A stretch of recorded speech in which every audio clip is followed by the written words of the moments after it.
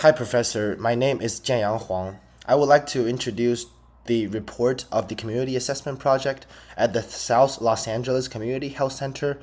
This presentation will focus on covering clinic functions, community health data, policy impact analysis, and recommendations.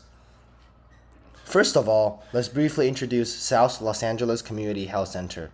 It's a nonprofit community clinic that mainly serves low-income people, uninsured patients, and immigrants, and its core purpose is to ensure that these vulnerable groups have access to basic healthcare services, helping people in the community with basic healthcare checkups, vaccinations, and chronic disease management services.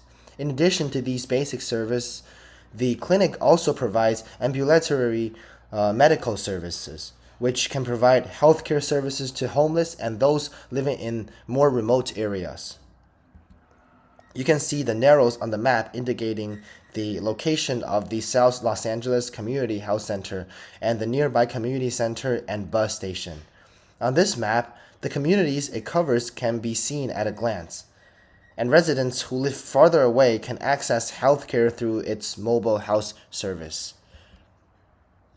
From the data on this page, we can see that the total population of Los Angeles is about 9.8 million, of which about 65.2% belong to the working age group between 18 and 64, most of which have a great demand for chronic disease management and health examination. In addition, 19.8% of the population is 17 years of age or younger, and children and adolescents have a relative large group presence. For this group, the focus of medical service should be on vaccination and mental health services, while 14.9% of the residents are 65 years old and above. Although the proportion of the elderly population in the community is relatively small, it is still necessary to pay attention to the health management of the elderly and the challenges brought by the aging society. Now let's look at two important health indicators: all-cause mortality and health adult self-rated health status. The all-cause mortality rate was 668.8 per 100,000 population, which is a high level and reflects the health challenges that can be faced in communities from chronic and cardiovascular disease. Compared with other regions, this indicator still has some room for improvement. The second is the self-rated health status of adults.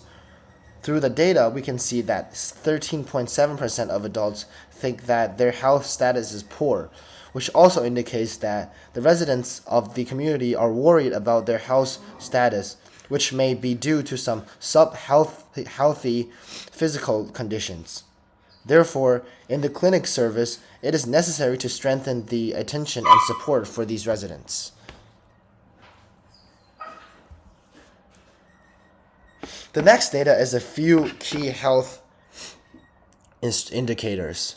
First, we can see the food insecurity data. About 30.3% of children live in food insecurity households.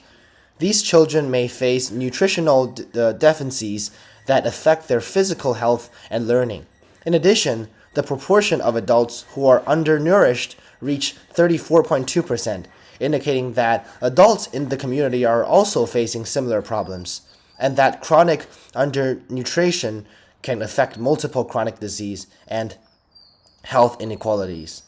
With 29.5% of the adult population suffering from obesity, a relatively high portion, and obesity is a cause of many chronic disease. Community health centers should also focus on cardiovascular disease and other programs. Finally, the prevalence of diabetes is 11.4%, which is also high. Diabetes has also become an important health problem in the region, and if it is not effectively managed, it may lead to other concurrent health problems, resulting in higher medical cost. Below, we take a look at the local health policies in the South Los Angeles community, which can affect the health level of residents to some extent. The first is the anti-smoking and public health initiative. Los Angeles has implemented a strict no-smoking policies that prohibits people from smoking in public places, which has helped reduce smoking rates and the harm caused by secondhand smoke, and reduce chronic disease caused by oil tanks. Public health initiatives in Los Angeles can help prevent chronic disease by increasing health awareness and promoting health eating and exercise. In addition, Los Angeles health promotion policies focus on chronic disease prevention and vaccination programs, providing some free vaccination services and chronic disease management support to reduce the long-term health impact of disease on residents.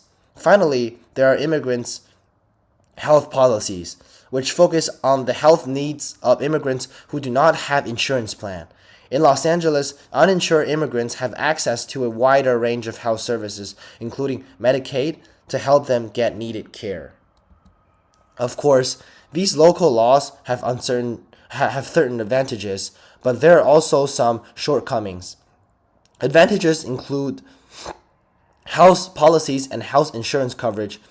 Housing policies can guarantee basic shelter for low-income and homeless people, and providing supportive housing program can improve their physical and mental health. Expanding health insurance coverage on the basis of the original will allow more residents to enjoy basic medical services. Help reduces health inequalities and improve the overall health level. Area of weaknesses include transport policy and access to mental health services. Transportation services across are very important to the local population and are essential for their access to medical services.